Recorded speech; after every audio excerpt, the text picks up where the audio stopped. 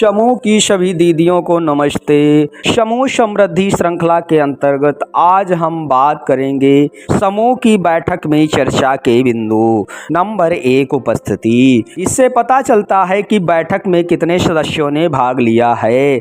सदस्यों में अनुशासन का भाव आता है। नियम के अनुसार देर से आने वाले को दंडित किया जा सकता है। दूसरा जो बिंदु है, पिछली बैठक की समीक्षा। पिछली बैठक की हाथ में बची राशि को इस बैठक के अध्यक्ष को सौंपना। पिछली बैठक के प्रस्ताव के अनुसार दोषी सदस्यों से दंड वसूली हो सके। पिछली बैठक में पारित प्रस्तावों पर क्या निर्णय लिए गए हैं, जिससे मूल्यांकन करने में मदद होती है। पिछली बैठक में नहीं आने वाले सदस्यों को पिछली बैठक के प्रस्तावों की जानकारी हो सके। पिछली बैठक ये भी होती है कि पिछली बैठक में क्या निर्णय लिए गए थे, उस पिछली बैठक के आधार पर ही आगे की बैठक की जाती है। आगे हम बात करेंगे बचत जमा होना। सदस्य तय की गई बचत राशि जमा करते हैं। जो सदस्य बचत नहीं कर पाते हैं उन पर चर्चा करके जुर्माना या दंड लगाया जा सकता है।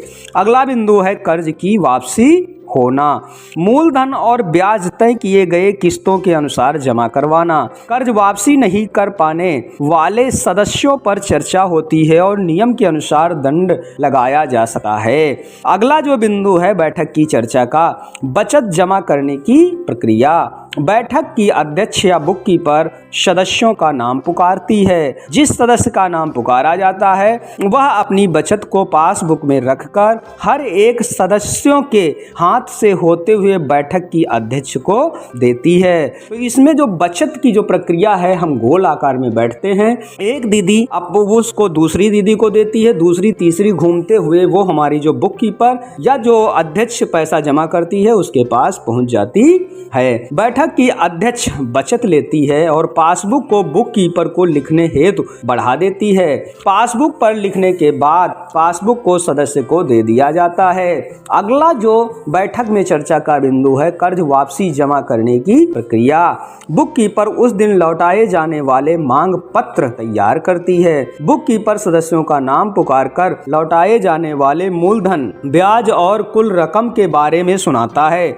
उसके बाद सदस्य कुल रकम को अपने पास बुक में रखकर सदस्यों के माध्यम से बैठक के अध्यक्ष के पास पहुंचाती है। अध्यक्ष पैसा जमा कर लेती है और पासबुक को बुक कीपर को लिखने के लिए दे देती है। बुक कीपर पासबुक पर रकम चढ़ाकर और समूह के ऋण बही पर रकम चढ़ाकर सदस्य को उसके अगले मांग तिथि और रकम के बारे में सुनाता है। उसके बाद पासबुक सदस्य को दे दिया जाता है। अगला जो बैठक में चर्चा का बिंदु है नए कर्ज स्वीकृत करने की प्रक्रिया। बचत और ऋण वापसी जमा करने के बाद बैठक की अध्यक्ष समूह के व्यय, ग्राम संगठन, बैंक के किस्त आदि को काटकर शेष बचे रकम की घोषणा करती है।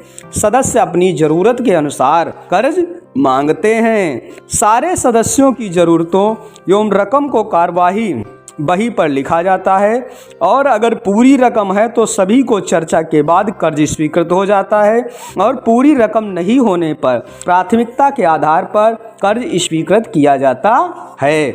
अगला जो बिंदु है, कर्ज की स्वीकृति के पहले ब्याज की दर, किस्तों की संख्या तय हो जाती है। सदस्यों को उनके कर्ज लेने की शर्त एवं नियम सुनाए जाते हैं।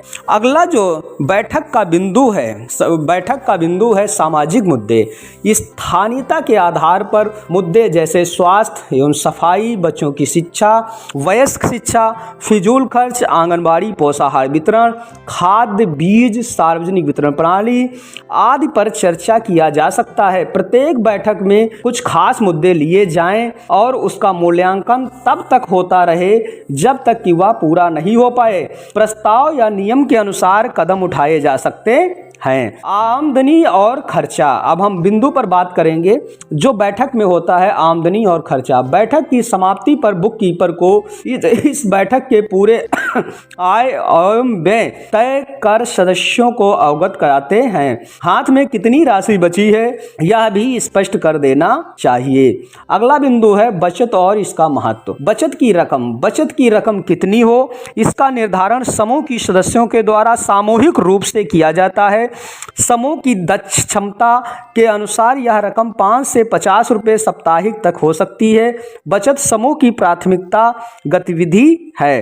अब आगे का बिंदु है कि बचत के प्रयोग। आकस्मिक समय में बचत सदस्य को वित्तीय सुरक्षा प्रदान करता है, आंतरिक लेन देन में प्रयोग हो सकती है।